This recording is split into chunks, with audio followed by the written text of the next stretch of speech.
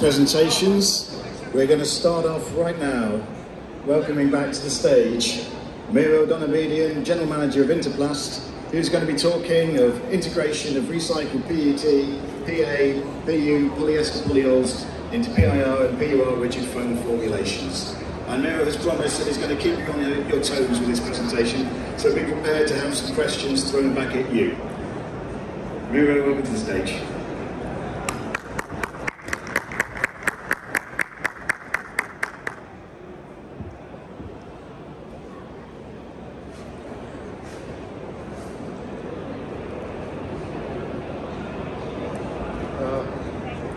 Good morning, my name is Miro Donabedian.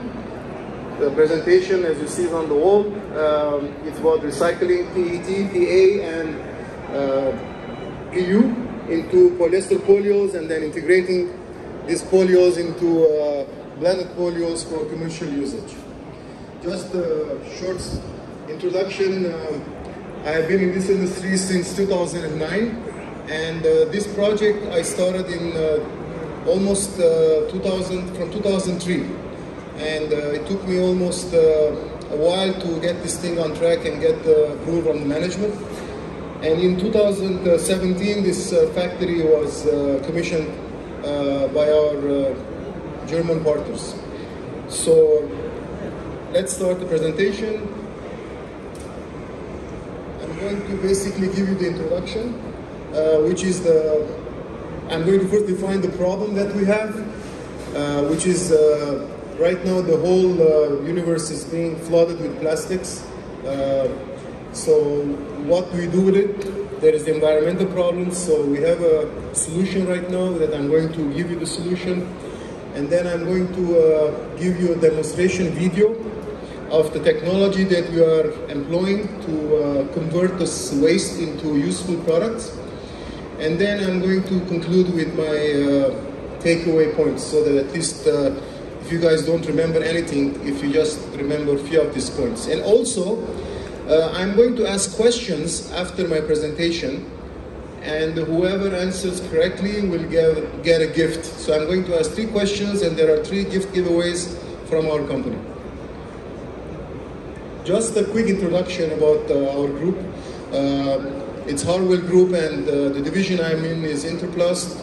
Under Interplast, we have different divisions as well. One of them is the Harwal Polymer, and the brand that we use for our products is Harwal Polyurethane, HP. So, and we are a global company all over the place, North America, Europe, Mexico, Russia, China. So we are a global company, but we have a very strong presence in UAE and Saudi Arabia. And we are one of the biggest plastic consumers in GCC. We convert about 200 tons of plastics every year. This is a highlight of our products that we have. And today our target will be the building products, which constitutes 46% of our products that we produce. Of course, we have consumers and industries also, it's 54%, but the main target today is the 46%, which is the building material products. And when I say building materials, I talk about insulation panels, cold stores, spray, all these household items. It's all under this product. This is our chairman, Mr. Miro Donabedian. And if you see on the Harwal Group, we have all these other divisions that we have, which are very well known in the GCC market, in the piping, in the furniture, in the building materials. And our slogan is, innovation is our culture. Our chairman strongly believes that if we don't innovate, we will die. So this recycling technology was introduced when nobody even was really thinking in GCC to do recycling. So we worked on this intensively, and we did multiple trials to bring this technology to success.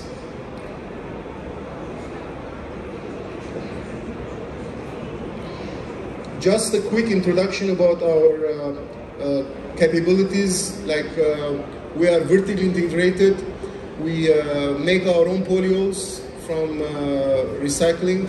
We do our own, we have blenders that we started actually in 2012, our blending facility, and shortly after in 2017, we commissioned our reactor, which recycles polyurethane waste, PET waste, as well as PA wet, which we can use as a pure virgin product.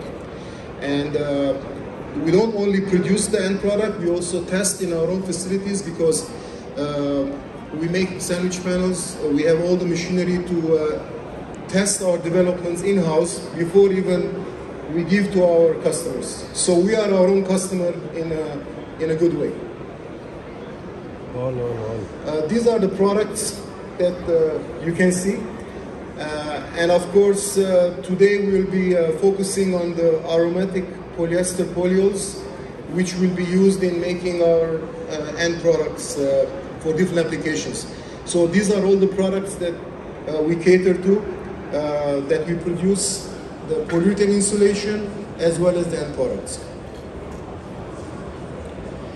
So what is the problem right now? As you can see, like everywhere there is plastics.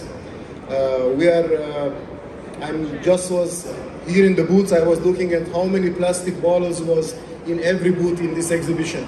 So imagine where all these plastics are going. And from what I gathered information about where it's going, we will have more plastics by weight than fishes in the 2050, according to what they are saying. And apparently at the bottom of the ocean, there are microplastics, which is the animals are eating and then sending in the food chain. And also the construction industry is contributing a lot to landfills, and this waste is accumulating and accumulating. So this is a major problem. And now you will say, okay, who cares? I'm not swimming and I'm not in the sea and it's not my problem. But it is your problem, because it's coming to us indirectly in three ways: through air, through the soil, and through the sea.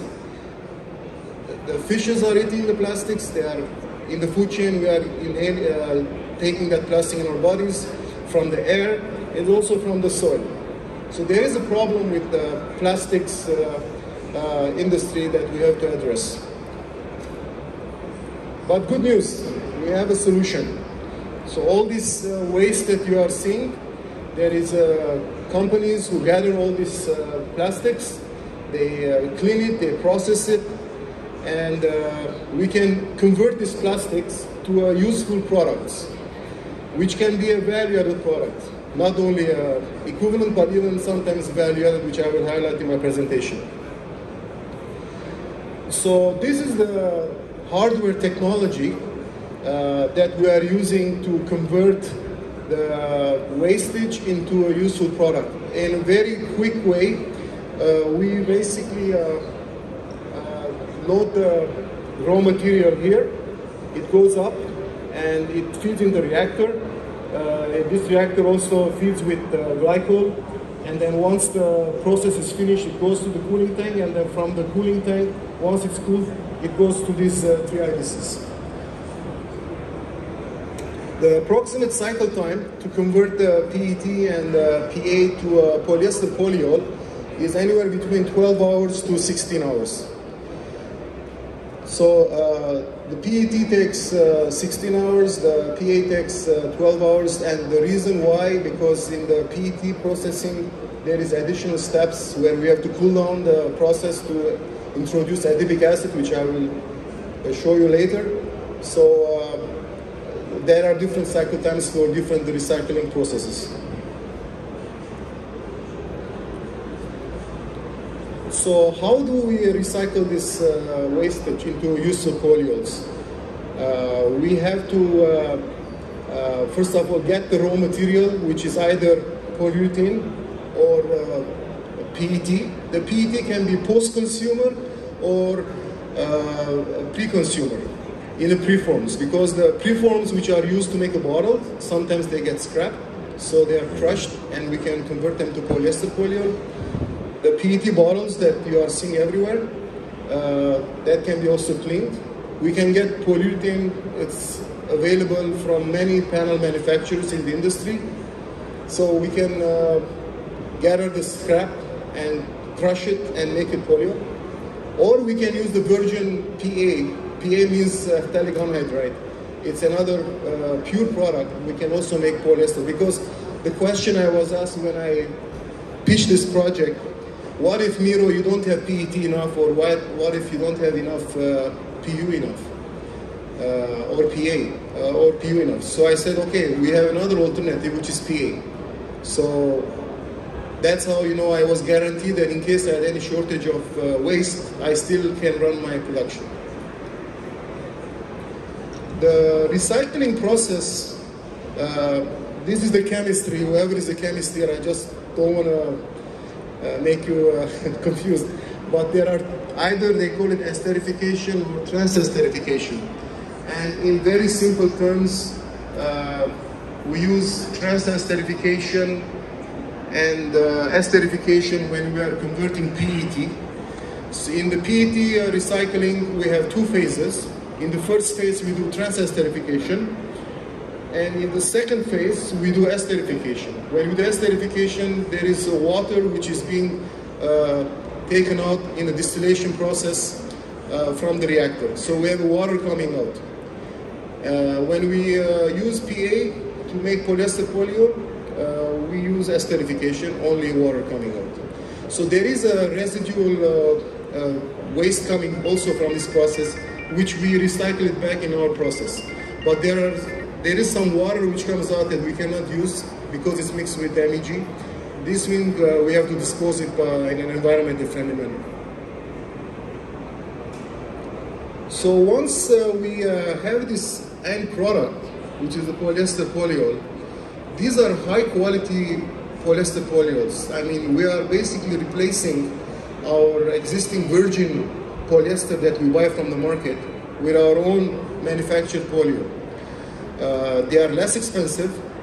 There is a savings on disposal fees because, for example, when a company is generating PU waste, you have to get disposal garbage companies to come and take it away from you. So you save also on disposal. It's a recycled product that has also enhancing characteristics.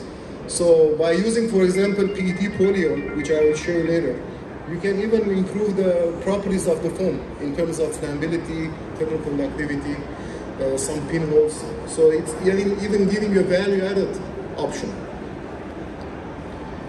So you have the three elements, the PU, the post-consumer PET flakes, and the phthalic anhydride, and you get three different types of polyols.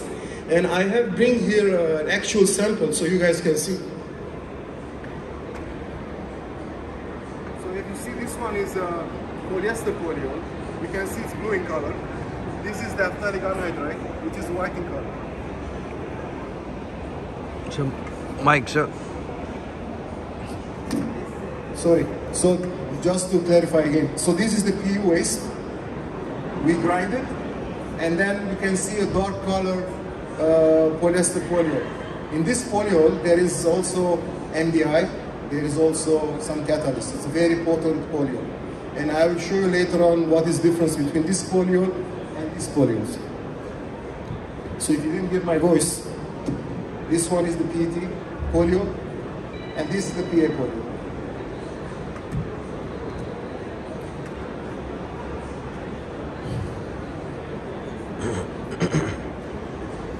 So now I want to show you the manufacturing process of our recycling.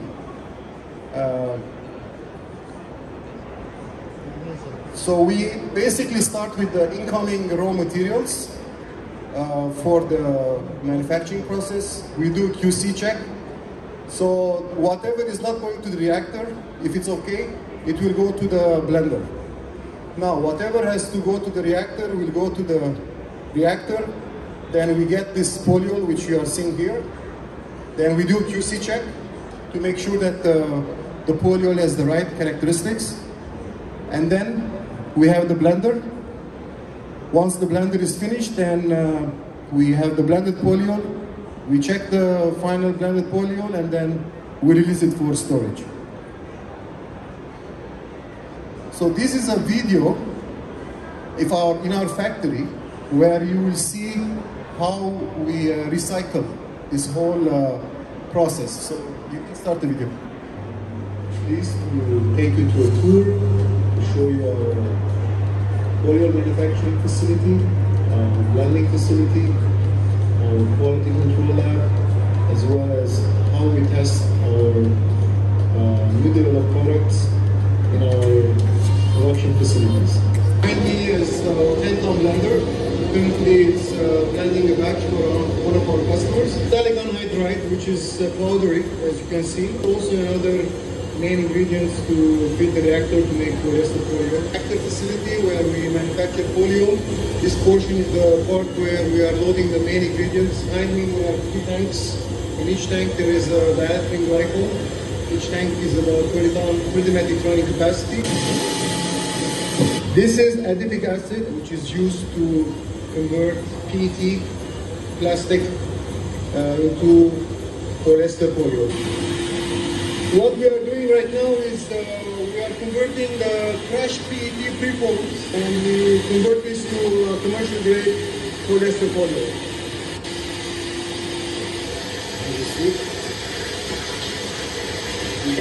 Polyester production is fully automated. PLC takes care of the operation of the whole machine and the reactor.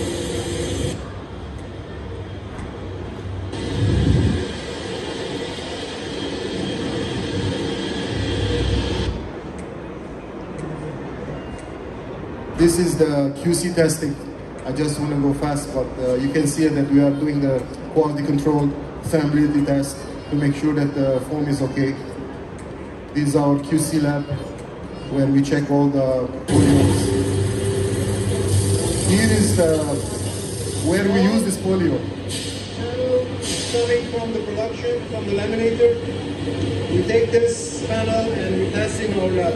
Usually at the production startups, the panel comes out, it's half filled. This portion, we basically scrap. What we do is we take this foam, we grind it, and then we recycle it. So this is the hardware that I showed you. Now the next video will be like the process flow of the thing in a more molecular scale. So you guys can see also like what's happening.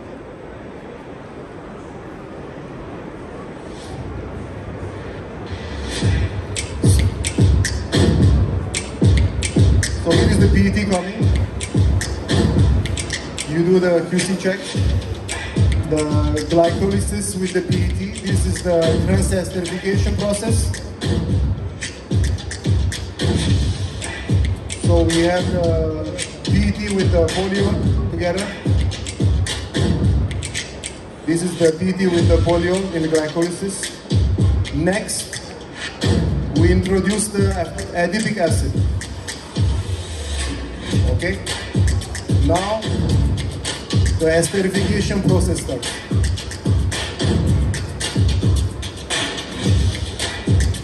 So this is where we're starting the esterification process. We're breaking down the chains. We are heating. We are doing quality control in the process, taking samples.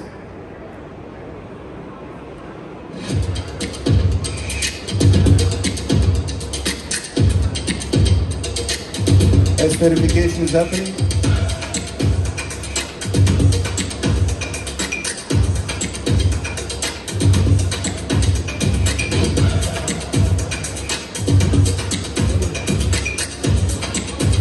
Now we start to gradually decrease the temperature and take the water out.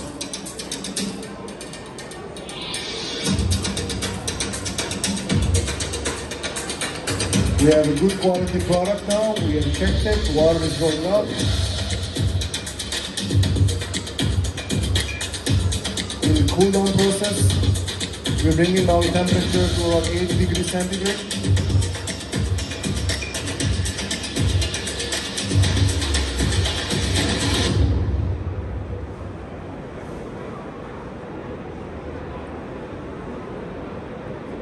Now we start to do a QC check, and afterwards we dispose the finished product into drums and into tankers.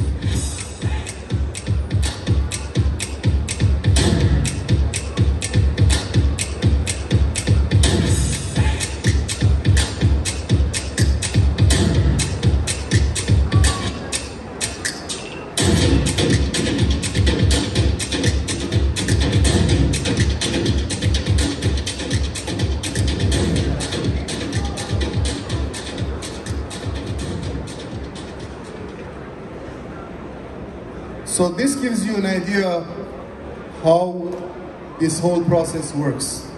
Now, the polyols that we get, each one also has a different characteristics and different applications. So from this reactor now, we have all these different grades of polyols, and each one, as you see, has different characteristics, different acidity, different viscosity, and water content. So each one, our development people, they use it based on the application. What I can say is we use this Tesol 240 PA and Tesol 240 PET.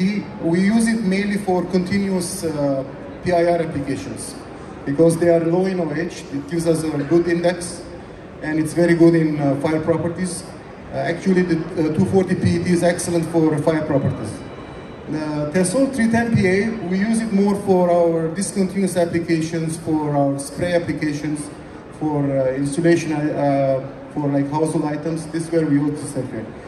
The last one, which is this dark color one here. This one, it's darker in color, it has a higher water content and acidity.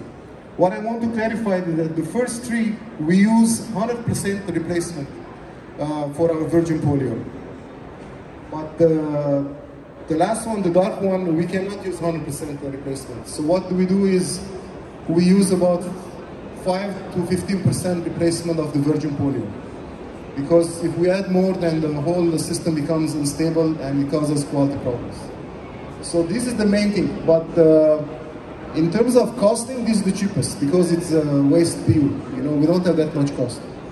But in terms of versatility and I guess stability, I would say that the PA ones are the best. Also, I just made a small comparison chart here. If you look here, there are different criterias. If you look, the one that has the most pluses is the PET one. The next one is the PA one. The next one is the PIR one. But one important point is the stability. When it comes to polyol stability, the PA is the best. So if you process, if you make this polyol and you store it for a long time, then it's better to use mainly PA. But if you are making your polyol and you are using quickly in your production, then PET will be the best option. And if you have non-critical applications like waste, you don't care about the quality, you just want to fill it, then you can use some of this PIR polyol in your production. It will lower your cost and you will save money. Here are some points that I was trying to mention that it improves compared to the virgin polyol, the characteristics like the thermal conductivity, the fire. For the PET is better than the normal one. For example, here the thermal conductivity, we checked that it's improved when I'm using PET polyol versus my virgin reference. And also here, the fire properties were better. For example, we had problem with some pinholes in our reference polyol. When we switched to PET, the pinholes were reduced. So we got some improvements also, the CV content was reduced. So these are the main benefits of using PET in production. So what are the applications?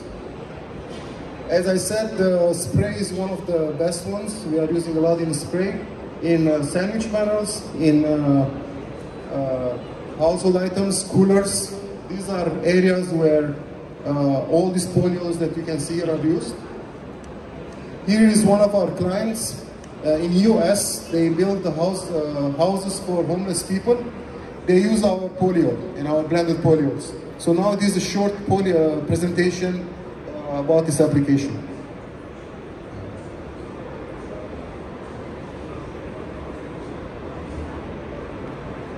How would you start it?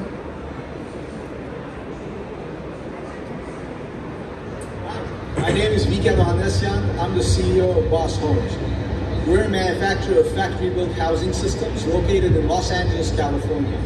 Today I'm here to show you our Boss Cubes products, which are designed specifically to address the housing crisis for the homeless and people in need all over California and all over the US. All the cubes share a common construct, and they're built out of our durable Boss wall.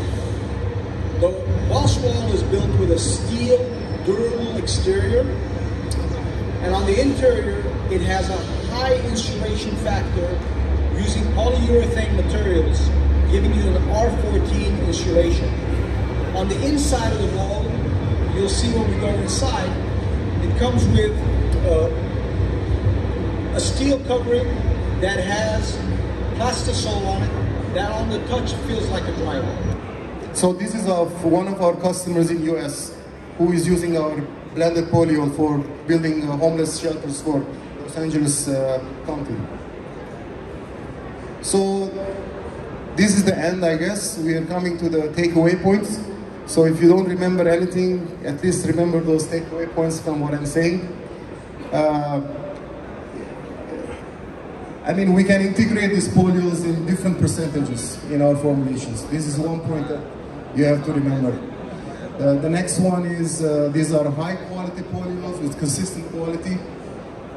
It's not that from batch to batch you will have different polyols. As long as you maintain your process parameters, you'll have a consistent quality polyols. The third one is it's not just buying the machine and you'll make a polyol. There is a technology behind this that it took us 6 years to bring it to completion. There are chemistry behind it, there is a lot of know-how. So it's not an easy thing to overnight start the polyester production. And I'm proud to say that we brought it to completion after many trials. The last one is, one of the other points is that, as I said, they are comparable to virgin polyols in the market. So it's not that it's substandard, it's equal and sometimes it's even better. What helps is it's also localized production. So if there is a fight in the Middle East and Red Sea is closed, whatever, and you cannot bring polyol from China or other neighboring countries, we have one advantage: we can make our own polyol in-house here in Dubai. So that's one thing that you have to make sure that you are safe.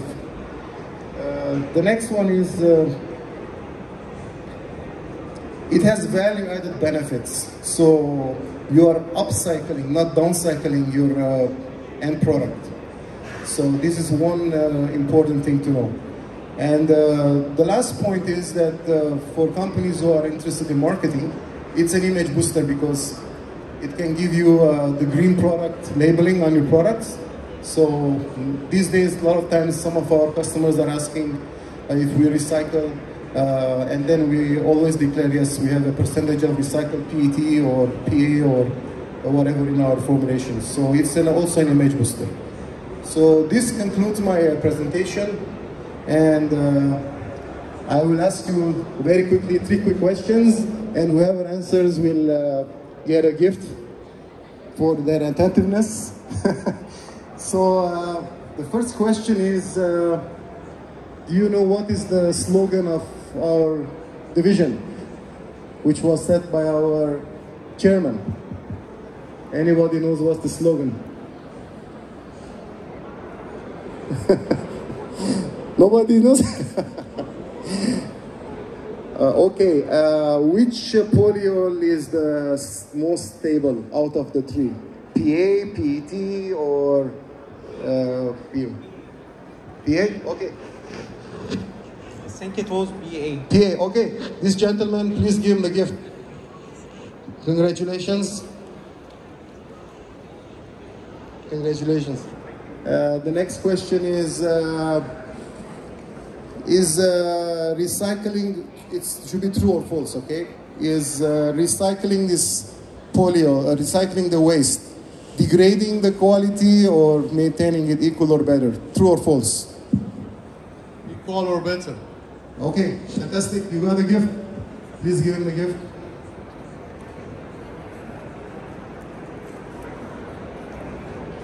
And the last question is our company a local company or a global company? True. Local or global? Global. True. Give him a gift.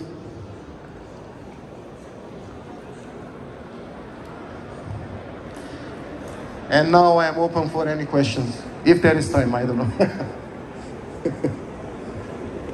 Oh, okay. Okay, I am finished. Yeah.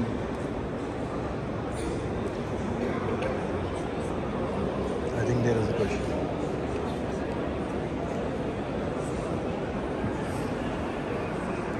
Yeah, good morning. Yes, good morning. My name is Eberisha, coming from Tanzania. Welcome. Yeah, my question is, I want to establish this manufacturing facility for this cotton panels in my country. How should I associate with you for supplying the products? Sorry, what do you want to know? I want to establish manufacturing facility Okay. for this cotton panels, PIR sheets. Okay. How should I associate with you for the... I have 5 salespeople right next to me. They can immediately attend your requirement. All here. 1, 2, 3. Okay? Just meet with them. I'll meet them. Yeah.